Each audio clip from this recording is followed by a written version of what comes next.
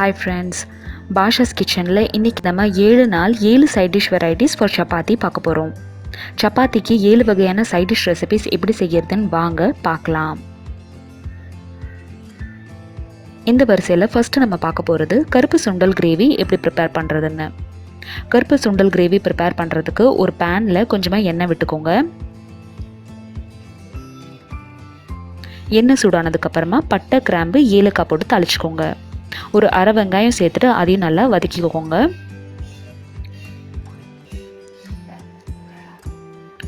ஒரு அரை தக்காளியும் அரை பச்சை மிளகாயும் சேர்த்துட்டு அதையும் நல்லா 2 நிமிஷத்துக்கு வதங்க விடுங்க.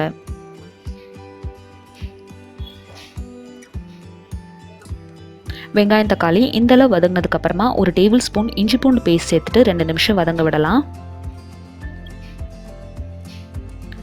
ஒரு வெங்காயம் 1 தக்காளி எடுத்து பேஸ்ட் அரைச்சி வச்சுக்கலாம். இப்போது அரை உருளைக்கிழங்கு இதில் நான் சேர்த்துருக்கேன். இதை நான் அரை வேக்காடை சேர்த்துருக்கேன். உங்களுக்கு வேணும்னா ஃபுல் பாயில் பண்ணியும் சேர்த்துக்கலாம். இப்போ இதில் கொஞ்சம் மசாலா சேர்த்துக்கலாம். மசாலாவில் கொஞ்சம் உப்பு, மஞ்சத்தூள், வெறும் மிளகாத்தூள், அப்புறம் கொஞ்சம் தனியாத்தூள் சேர்த்துருக்கேன். உருளைக்கிழங்கோட எல்லாத்தையும் நல்லா மிக்ஸ் பண்ணிக்கோங்க.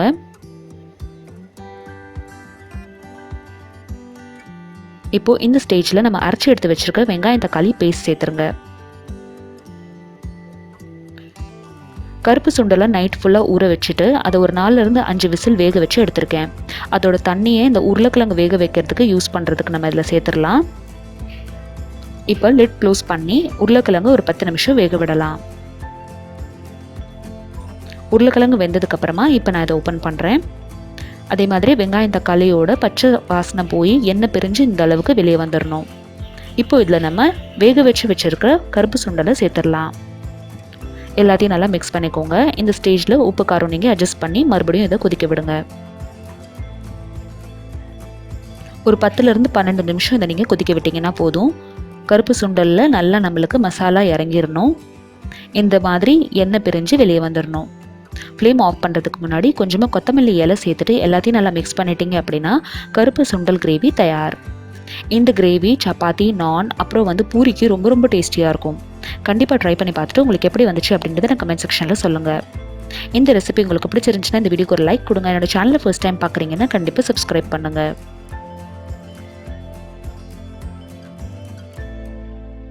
அடுத்து நம்ம எல்லாருக்கும் ரொம்ப பிடிச்ச மீல் மேக்கர் கிரேவி எப்படி செய்யறதுன்னு பார்க்கலாம். மீல் மேக்கர் கிரேவியை ஜூஸியாக ப்ரிப்பேர் பண்ணுறதுக்கு என்னென்ன பண்ணணும் அப்படின்றது இந்த வீடியோவில் உங்க கூட ஷேர் பண்ணியிருக்கேன். 2 கிளாஸ் மீல் மேக்கரை வெறும் தண்ணியில் ஒரு 10 நிமிஷத்துக்கு ஊற வச்சுருங்க. ஒரு 10 நிமிஷத்துக்கு அப்புறமா அதை நம்ம ஒரு பர்னரில் சேர்த்துட்டு ஒரு 5லேருந்து 7 நிமிஷத்துக்கு கொதிக்க விடலாம். மீல் மேக்கருக்கு தேவையான உப்பு கொஞ்சம் சேர்த்துக்கோங்க. 2 டீஸ்பூன் வினிகர் சேர்த்துக்கோங்க. வினிகர் சேர்த்துக்கிறதுனால மீல் மேக்கர் நல்லா கொஞ்சம் நம்மளுக்கு ஜூஸியாக இருக்கும். வினிகர் இல்லை அப்படின்னா அரை டீஸ்பூன் லெமன் ஜூஸ் சேர்த்துக்கலாம். இப்போ இது எல்லாத்தையும் நல்லா கொதிக்க விடலாம். இந்த கிரேவிக்கு தேவையான வெங்காயம் தக்காளியெல்லாம் நீங்கள் அரிஞ்சு எடுத்து வச்சுக்கோங்க. ஒரு 7 நிமிஷம் கொதிக்க விட்டதுக்கு அப்புறமா மீல் மேக்கரோட சைஸ் இந்த மாதிரி ஆயிரும். இந்த ஸ்டேஜில் ஒரு ஃபில்டர் எடுத்து நம்ம தண்ணியை ஸ்ட்ரெயின் பண்ணிவிட்டு எடுத்து வச்சிடலாம். மீல் மேக்கர் எப்பயுமே ஃபில்டர் பண்ணிவிட்டு எல்லாரும் என்ன பண்ணுவாங்கன்னா அதை நம்ம புழிஞ்சு அதில் உள்ளே இருக்கிற தண்ணியை வெளியே எடுத்துருவோம். ஆனால் அந்த மாதிரி நம்ம இப்போது எடுக்க போகிறதில்ல. அந்த மாதிரி எடுத்தால் நம்மளோட மீல் மேக்கரில் இருக்கிற டேஸ்ட் எல்லாமே போயிடும். இது ஒரு 10 நிமிஷத்துக்கு அப்படியே விட்டுட்டிங்கன்னா எக்ஸஸான தண்ணி தானாகவே வடிஞ்சு கீழே வந்துடும். அதுக்குள்ளே நம்ம இந்த கிரேவிக்கு தேவையான வெங்காயம் தக்காளி, இஞ்சி பூண்டு, அப்புறம் அரை டீஸ்பூன் வெறும் மிளகாத்தூள் சேர்த்து கொஞ்சமாக தண்ணி விட்டு ஒரு பேஸ்ட் அரைச்சி எடுத்து வச்சுக்கலாம். ஒரு கடாயில் 2 டேபிள் ஸ்பூன் எண்ணெய் விட்டுக்கோங்க. பட்டை கிராம்பு போட்டு தாளிச்சுக்கோங்க. ஒரு அரை வெங்காயம் சேர்த்துட்டு அதையும் வதங்க விடுங்க. வெங்காயம் வதங்கிட்டு இருக்க ஸ்டேஜில் மீல் மேக்கரில் ஒரு டேபிள் ஸ்பூன் தயிர் சேர்த்துட்டு எல்லாத்தையும் நல்லா மிக்ஸ் பண்ணிக்கோங்க. இந்த மாதிரி மீல் மேக்கரில் தயிர் சேர்க்கறதுனால மீல் மேக்கர் நல்லா சாஃப்டாகவும் நல்லா ஜூஸியாகவும் ஆகும். இப்போது அரைச்சி எடுத்து வச்சுருக்க வெங்காயம் தக்காளி இஞ்சி பூண்டு பேஸ்ட்டு சேர்த்துடலாம். தேவையான அளவு கொஞ்சம் தண்ணி விட்டுக்கோங்க. எல்லாத்தையும் நல்லா மிக்ஸ் பண்ணிக்கோங்க. வெங்காயம் தக்காளியோட பச்சை வாசனை போகிற வரைக்கும் ஒரு 10லேருந்து 15 நிமிஷம் நல்லா கொதிக்க விடுங்க. இந்த தக்காளியோட கலர் மாறி எண்ணெய் பிரிஞ்சு வெளியே வந்துடணும். அப்போ வரைக்கும் இதை நீங்கள் கொதிக்க விடணும். இந்த ஸ்டேஜில் நம்ம எல்லா மசாலாவும் சேர்த்துடலாம். மசாலாவில் உப்பு, மஞ்சத்தூள், வெறும் மிளகாத்தூள், தனியாத்தூள், ஜீரகத்தூள், அப்புறம் கரம் மசாலா தூள் சேர்த்துருக்கேன். கொஞ்சோண்டு காஷ்மீரி ரெட் சில்லி பவுடரும் சேர்த்துருக்கேன். நீங்கள் கலந்தூள் இல்லை வெறும் மிளகாத்தூள் சேர்க்குறீங்க அப்படின்னா காஷ்மீரி ரெட் சில்லி பவுடர் சேர்க்க வேண்டிய அவசியம் இல்லை.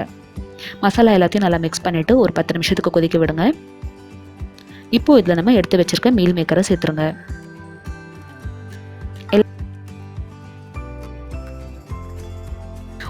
ஒரு கிளாஸ் தண்ணி விட்டுட்டு எல்லாத்தையும் நல்லா மிக்ஸ் பண்ணிவிட்டு மறுபடியும் இதை நம்ம கொதிக்க விடலாம்.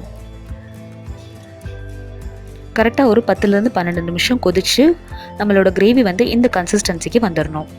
இப்போது ஃப்ளேம் ஆஃப் பண்ணுற ஸ்டேஜில் கொஞ்சமாக கசூரி மேத்தி அப்புறம் கொஞ்சம் கொத்தமல்லி இலை சேர்த்துட்டீங்க அப்படின்னா நம்மளோட மீல் மேக்கர் கிரேவி தயார். இந்த மாதிரி நீங்கள் மீல் மேக்கர் ப்ரிப்பேர் பண்ணிங்க அப்படின்னா நல்லா ஜூஸியாகவும் நல்லா டேஸ்டியாகவும் இருக்கும். கண்டிப்பாக ட்ரை பண்ணி பார்த்துட்டு எப்படி வந்துச்சு அப்படின்றத நான் கமெண்ட் செக்ஷனில் சொல்லுங்கள். சர்வ் பண்ணுறதுக்கு முன்னாடி கொஞ்சமாக க்ரீம் அப்படி இல்லைன்னா பால் ஆடை சேர்த்துட்டு இதை நீங்கள் சர்வ் பண்ணலாம். இந்த எல்லா கிரேவி ரெசிபீஸ்லையும் உங்களுக்கு எந்த கிரேவி ரொம்ப பிடிச்சிருந்தது அப்படின்றத நான் கமெண்ட் செக்ஷனில் கண்டிப்பாக சொல்லுங்கள்.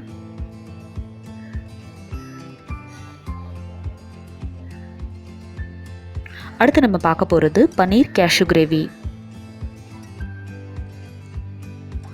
இந்த கிரேவி ப்ரிப்பேர் பண்ணுறதுக்கு ஒரு பேனில் கொஞ்சமாக எண்ணெய் விட்டு ஜீரகம் போட்டு தாளிச்சுக்கோங்க. ஒரு 4-5 சின்ன வெங்காயம் எடுத்து தாளிக்கிறதுக்கு சேர்த்துருக்கேன். ஒரு உருளைக்கிழங்கு இந்த மாதிரி பெரிய பெருசாக கட் பண்ணி அதையும் நல்லா மிக்ஸ் பண்ணி நல்லா வதக்கிக்கோங்க. இப்போது ஒரு மிக்ஸி ஜாரில் கொஞ்சம் வெங்காயம் தக்காளி சேர்த்து அதை நம்ம பேஸ்ட்டாக அரைச்சி எடுத்து வச்சுக்கலாம். தேவையான அளவு முந்திரி பருப்பு இதில் நீங்கள் சேர்த்துக்கோங்க. 4-10 முந்திரி பருப்பு கூட இதில் நீங்கள் சேர்த்துக்கலாம். இப்போது அரைச்சி வச்சுருக்கிற வெங்காயம் தக்காளி அப்புறம் முந்திரி பருப்பு பேஸ்ட்டை இதில் நீங்கள் சேர்த்துட்டு இப்போ நம்ம உருளைக்கிழங்கை வேக விடலாம். ஒரு 15 நிமிஷத்துக்கு நம்ம இதை வேக விட்டதுக்கப்புறமா நம்மளோட உருளைக்கிழங்கு நல்லா வெந்துருச்சு. தேவையான அளவு தண்ணி விட்டுக்கோங்க. இப்போது இதில் கொஞ்சம் காஷ்மீரி ரெட் சில்லி பவுடர், கொஞ்சம் தனியா தூள், கொஞ்சம் கரம் மசாலா தூள், கொஞ்சம் ஜீரகத்தூள் சேர்த்துருக்கேன். எல்லாத்தையும் சேர்த்துட்டு நல்லா மிக்ஸ் பண்ணிக்கோங்க. உருளைக்கிழங்கு இன்னும் கொஞ்சம் வேகணும் அப்படின்றதுனால கொஞ்சம் தண்ணி விட்டு நான் இதில் சேர்த்துருக்கேன். உங்கள்கிட்ட டைம் இல்லை அவசரமாக செய்கிறீங்க அப்படின்னா உருளைக்கிழங்கு வேக வச்சும் எடுத்துக்கலாம்.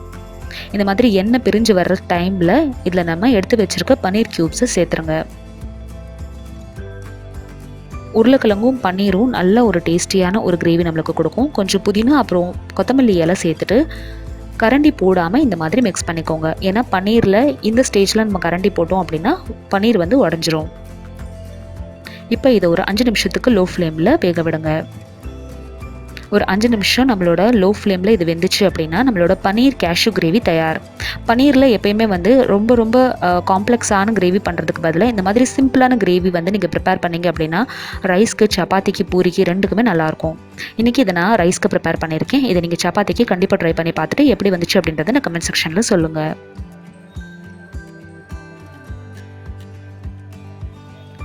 அடுத்து நம்ம பார்க்க போகிறது எல்லாருக்கும் ரொம்ப பிடிச்ச முட்டை தொக்கு. சிம்பிளான முட்டை தொக்கு எப்படி செய்யுதுன்னு பார்க்கலாம். ஒரு 5-6 முட்டை தண்ணி ஊற்றி கொஞ்சம் உப்பு சேர்த்து வேக வச்சு எடுத்துக்கோங்க. ஒரு பேனில் கொஞ்சம் எண்ணெய் விட்டு கடுகு ஜீரகம் போட்டு தாளிச்சுக்கோங்க. கடுகு பொரிஞ்சதுக்கு அப்புறமா நம்ம எடுத்து வச்சுருக்கிற வெங்காயத்தை சேர்த்துடலாம். நான் இன்றைக்கி கொஞ்சம் நிறையா தொக்கு செய்கிறேன் அப்படின்றதுனால கொஞ்சம் நிறையா வெங்காயம் வந்து இதில் சேர்த்துருக்கேன். நீங்கள் 2 பேருக்கு செய்கிறீங்க அப்படின்னா 4 வெங்காயம் சேர்த்துக்கிட்டிங்கன்னா போதும். வெங்காயம் வதங்கிட்டு இருக்கும் போதே ஒரு 4-5 சின்ன சின்னதாக நசுக்குன இந்த பூண்டு சேர்த்துட்டு அதையும் நல்லா வதக்கிக்கலாம். இந்தளவு வதங்கினதுக்கு அப்புறமா தேவையான அளவு உப்பு சேர்த்துருக்கேன்.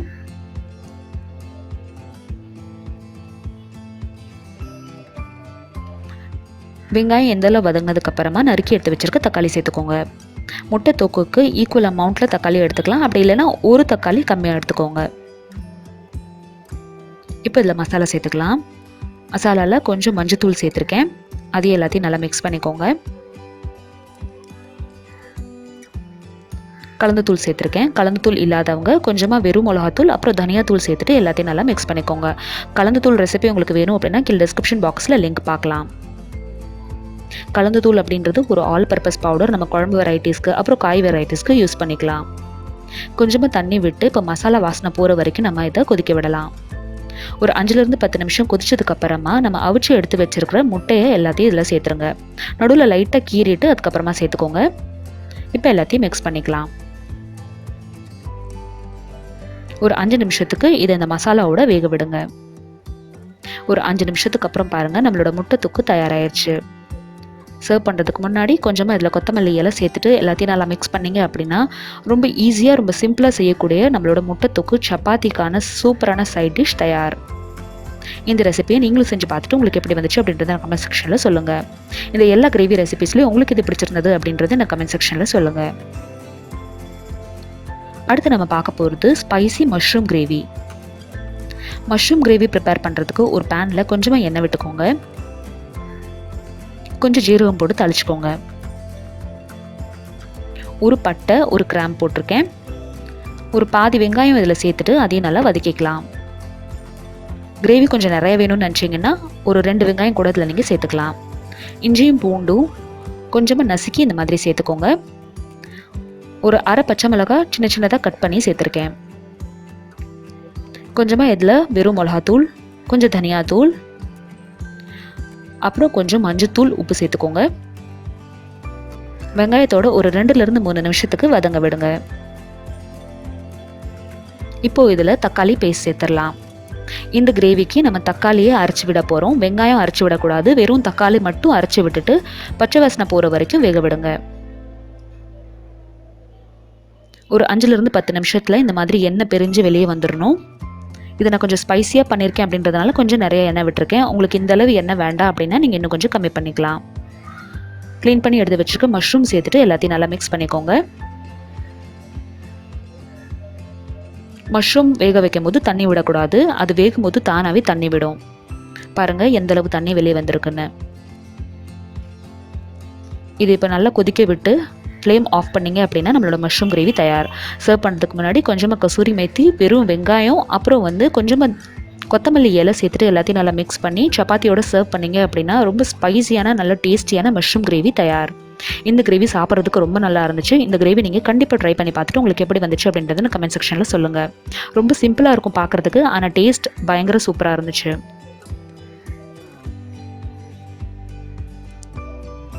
அடுத்து நம்ம பார்க்க போகிறது மலாய் கோஃப்தா. மலாய் கோஃப்தா செய்கிறதுக்கு ஒரு உருளைக்கிழங்கை வேக வச்சு இந்த மாதிரி எடுத்து வச்சுக்கோங்க. கொஞ்சம் பன்னீர் எடுத்து வச்சுக்கோங்க. கார்ன்ஃப்ளவர் மாவு எடுத்து வச்சுக்கோங்க. அப்புறம் மைதா மாவும் எடுத்து வச்சுக்கோங்க. தேவையான உப்பு, மிளகாத்தூள், அப்புறம் கரம் மசாலா தூள் எடுத்து வச்சுருக்கேன். ஃபஸ்ட்டு ஒரு பிளேட்டில் உருளைக்கிழங்கை நல்லா இந்த மாதிரி மசிச்சுக்கோங்க. இதோட நம்ம உதுத்து போட்டிருக்கிற பன்னீரையும் சேர்த்துடலாம். ரெண்டையும் நல்லா மிக்ஸ் பண்ணிக்கோங்க. இப்போ இதில் எடுத்து வச்சிருக்கிற கொஞ்சம் பச்சை மிளகா, கரம் மசாலா பவுடர், அப்புறம் கொஞ்சமாக வெறும் மிளகாத்தூள் சேர்த்துக்கோங்க. இது உங்களோட காரத்துக்கு ஏற்ப நீங்கள் சேர்த்துக்கலாம்.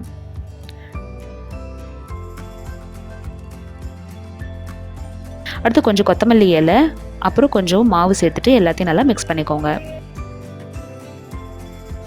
இப்போ இதை நம்ம சப்பாத்தி மாவு பதத்துக்கு கொஞ்சம் பிசைஞ்சு வச்சுக்கணும். கொஞ்சமாக உப்பு, அப்புறம் தேவையான தண்ணியும் சேர்த்துக்கலாம். ரொம்ப ட்ரையாக இருக்குன்னு நினச்சிங்கன்னா கொஞ்சம் தண்ணி சேர்த்துக்கலாம். ரொம்ப தண்ணியாக இருக்குன்னு நினச்சிங்கன்னா கொஞ்சம் மாவு சேர்த்துட்டு இந்த மாதிரி உருண்டை பிடிச்சிக்கோங்க. இந்த உருண்டையை நம்ம இப்போ ஃப்ரை பண்ணி எடுத்துட்டு அதுக்கு ஒரு கிரேவி நம்ம ரெடி பண்ண போகிறோம். மலாய் கோஃப்தா நிறைய பேர் நம்ம வீட்டில் ட்ரை பண்ணியிருக்க மாட்டோம். ஆனால் ரொம்ப ஈஸியாக அதை நம்ம வீட்டிலே பண்ணிடலாம். ஃபஸ்ட்டு இந்த மாதிரி கோஃப்தா ரெடி பண்ணிட்டீங்க அப்படின்னா அடுத்து நம்ம அதை ஃப்ரை பண்ணிடணும். இதை நம்ம ஷாலோ ஃப்ரையும் பண்ணலாம், அப்படி இல்லைனா டீப் ஃப்ரையும் பண்ணலாம். நான் இன்றைக்கி இதை ஷாலோ ஃப்ரை பண்ணுறேன். உங்களுக்கு வேணும்னா இதை நீங்கள் டீப் ஃப்ரையும் பண்ணிக்கலாம். உள்ளே கொஞ்சம் நல்லா வேகணும் அப்படின்றதுனால மீடியம் ஃப்ளேமில் வச்சு இதை ஃப்ரை பண்ணிக்கோங்க. இல்லாட்டினா உள்ளே வெறும் மாவாக இருக்கும். அதே மாதிரி கோஃப்தா ரெடி பண்ணும்போது நிறைய மாவு சேர்த்துக்காதீங்க. என்கிட்ட இருக்கிற எல்லா கோஃப்தாவையும் இதே மாதிரி ஃப்ரை பண்ணி நான் எடுத்துக்கிறேன். இப்போ கோஃப்தா தயாராகிடுச்சு. நம்ம கிரேவி ப்ரிப்பேர் பண்ணிடலாம். இதுக்கான கிரேவி ரெடி பண்ணுறதுக்கு அதே பேனில் கொஞ்சம் எண்ணெய் விட்டு பட்டை, கிராம்பு, ஜீரகம், அப்புறம் இஞ்சி இலை சேர்த்து நல்லா அதை வதக்கிக்கோங்க. கோஃப்தாக்கு ஒரு வெங்காயம் சேர்த்துக்கிறீங்க அப்படின்னா 2 தக்காளி சேர்த்துக்கணும். இங்கே நான் ஒரு வெங்காயத்தை இந்த மாதிரி வதக்கிக்கிறேன்.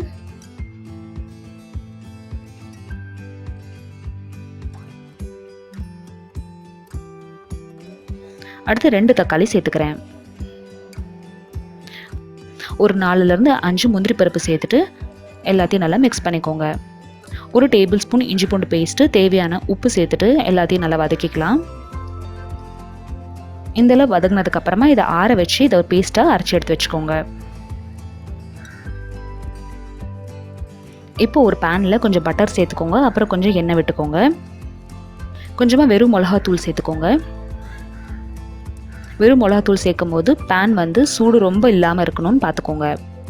இப்போ நம்ம அரைச்சி வச்சுருக்க வெங்காயம் தக்காளியோட பேஸ்ட் சேர்த்துட்டு எல்லாத்தையும் நல்லா கொதிக்க விடுங்க.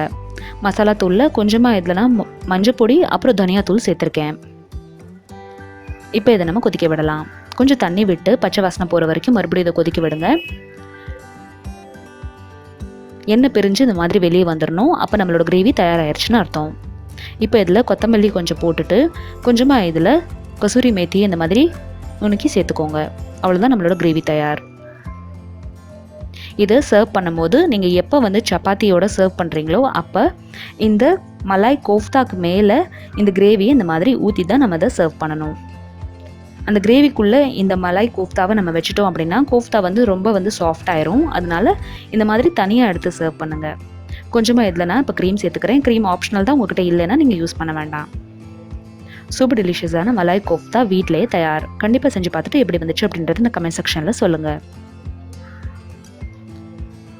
அடுத்து எனக்கு ரொம்ப பிடிச்ச பன்னீர் புர்ஜி எப்படி செய்யறதுன்னு பார்க்கலாம். பன்னீர் புர்ஜி செய்கிறதுக்கு ஒரு பேனில் கொஞ்சமாக எண்ணெய் விட்டுக்கோங்க. அப்புறம் கொஞ்சம் பட்டர் சேர்த்துக்கோங்க. பட்டர் சூடானதுக்கப்புறமா ஜீரகம் போட்டு தாளிச்சுக்கோங்க. 1 வெங்காயம் சேர்த்துட்டு அதையும் நல்லா வதக்கிக்கலாம்.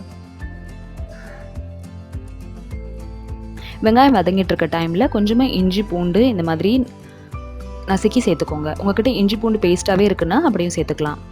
ஒரு 1லேருந்து 1.5 டீஸ்பூன் வர மாதிரி சேர்த்துட்டு அதையும் ஒரு 2 நிமிஷம் வதங்க விடுங்க.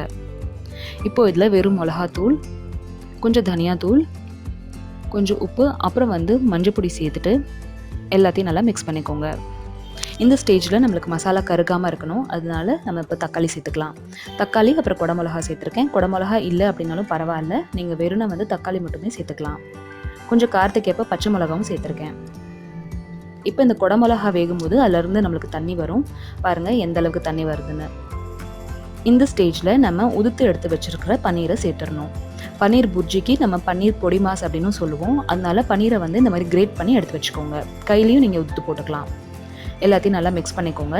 ரொம்ப ட்ரையாகவும் செய்யக்கூடாது, ரொம்ப தண்ணியாகவும் இதை வந்து நம்ம வச்சுருக்கக்கூடாது. அதனால இந்த அளவுக்கு இருந்தால் போதும். இப்போது இதில் இன்னும் கொஞ்சம் உப்பு மிளகாத்தூள் கொஞ்சம் அட்ஜஸ்ட் பண்ணிக்கிறேன்.